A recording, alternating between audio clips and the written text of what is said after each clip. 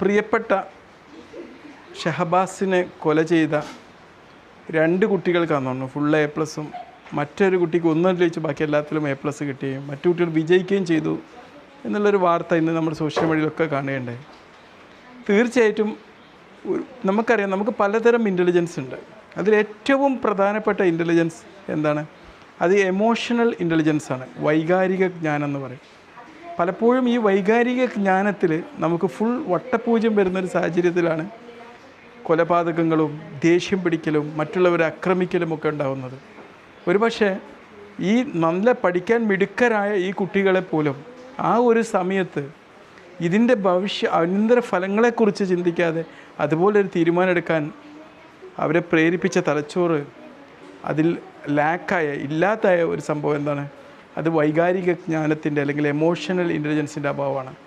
ഒരു emotional intelligence എന്ന് പറഞ്ഞാൽ നമുക്കറിയണം, നമ്മൾ എന്ത് ഫീൽ ചെയ്യുന്നു എന്നുള്ളത് നമ്മളറിയും.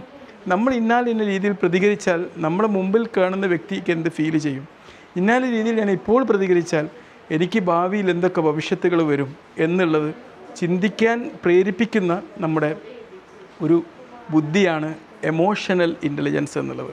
ഒരുപക്ഷെ ആ ഒരു നിമിഷത്തിൽ അവർ എമോഷണൽ ഇൻ്റലിജൻസ് വർക്കൗട്ട് ആയിരുന്നെങ്കിൽ ഒരുപക്ഷെ ആ കുട്ടികൾ ഒരിക്കലും ഇത് ചെയ്യില്ലായിരുന്നു. ഒരുപക്ഷെ ഇന്ന് ആ കുട്ടികൾ ഖേദിക്കുന്നുണ്ടാവും, ആ കുട്ടികൾ ഒരുപാട് ഖേദിക്കുന്നുണ്ടാവും, ഒരുപാട് പശ്ചാത്തപിക്കുന്നുണ്ടാവും. ഒരുപക്ഷെ നമ്മൾ മലയാളികൾ ആ കുട്ടികൾക്ക് ക്ഷമിക്കേണ്ട സമയം വൈകിയിരിക്കുകയാണ്. ഷഹബാസിനെ നമുക്ക് നഷ്ടപ്പെട്ടത് വലിയൊരു ദുഃഖവാർത്ത തന്നെയാണ്. പക്ഷേ ആ കുട്ടികളിലും ഇനി വളരാനുള്ള സാധ്യതകളും പൊട്ടൻഷ്യാലിറ്റിയുമുള്ള തിരിച്ചറിവുകളും ഉണ്ടായ കുട്ടികളാണ്.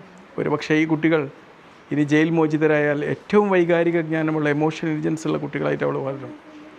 പലപ്പോഴും നമുക്കറിയാം, ഇപ്പോൾ ഒരു ദിവസം ഒരു കുട്ടി അവന് എല്ലാ സബ്ജക്റ്റിലും A+ ആണ്, എല്ലാ സബ്ജക്റ്റിലും ഫുൾ മാർക്കാണ്.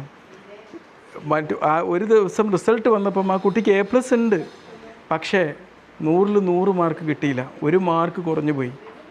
എന്നിട്ട് ആ കുട്ടി എന്ത് ചെയ്തു? സ്വന്തം പ്രൊഫസറെ എടുത്ത് കുത്തി. ഇതിൽ ഉണ്ടായ കഥയാണ്. ആ കുട്ടിക്കും എന്താണ് academic intelligence, mathematical logical intelligence, മറ്റ് സ്പേഷ്യൽ ഇൻ്റലിജൻസ് ഇതെല്ലാം ഭംഗിയായിട്ടുണ്ട്, പക്ഷേ എമോഷണൽ ഇൻ്റലിജൻസ് ഇല്ല എന്നുള്ളതാണ്. ഒരുപക്ഷെ അക്കാഡമിക് പെർഫോമൻസിൽ വട്ടപൂജയാണെങ്കിൽ പോലും ഒരു എമോഷണൽ ഇൻ്റലിജൻസ് ശരിക്കുമുള്ള ഒരു ആളെയാണ് നമുക്ക് ഏറ്റവും കൂടുതൽ ആവശ്യമുള്ളത്. ദേഷ്യം പിടിക്കേണ്ട സമയത്ത് പിടിക്കാതെ പിടിച്ചു നിർത്താനും വയലൻ്റ് ആവേണ്ട സമയത്ത് വയലൻ്റ് ആവാതെ നിൽക്കാനും സഹായിക്കുന്ന നമ്മുടെ ഈ ഇൻ്റലിജൻസ് ഡെവലപ്പ് ചെയ്യാൻ ഇന്നിപ്പോൾ നമ്മൾ അക്കാഡമിക്കിലൊക്കെ ഒരുപാട് മാറ്റങ്ങൾ വന്നൊരു സമയമാണ്. ഇതുപോലുള്ള എമോഷണൽ ഇൻ്റലിജൻസിൻ്റെ പാഠങ്ങൾ കൂടി ഉൾപ്പെടുത്താൻ വേണ്ടിയിട്ടുള്ള ഒരു കരിക്കുലമൊക്കെ ഉണ്ടാക്കിയെടുക്കേണ്ടതുണ്ട്. തീർച്ചയായിട്ടും ആ കുട്ടികളെ ഞാൻ അഭിനന്ദിക്കുകയാണ്. തീർച്ചയായിട്ടും അവർ ഷഹബാസിൻ്റെ കൊലപാതകത്തിലൊക്കെ അവർ ഒരുപാട് ഖേദിച്ചിട്ടുണ്ടാവും, ദുഃഖിച്ചിട്ടുണ്ടാവും. അതിന് ആ കുട്ടികളോട് നമ്മൾ പ്രതികാരം ചെയ്ത് അവർക്കില്ലാതായി പോയ എമോഷണൽ ഇൻ്റലിജൻസിനോടാണ് നമ്മളിപ്പോൾ അവർക്ക് മാപ്പ് കൊടുത്തിട്ടില്ലെങ്കിൽ, അവരെ ഇന്നും വെറുപ്പിൻ്റെ കണ്ണോടെ കാണുകയാണെങ്കിൽ തീർച്ചയായിട്ടും നമുക്കും ഇല്ലാതാവുന്നത് എമോഷണൽ ഇൻ്റലിജൻസാണ്, വൈകാരിക ജ്ഞാനമാണ്. അതിനെക്കുറിച്ച് ഞാൻ പിന്നീട് കൂടുതൽ വീഡിയോ പറയാം. ഓക്കെ.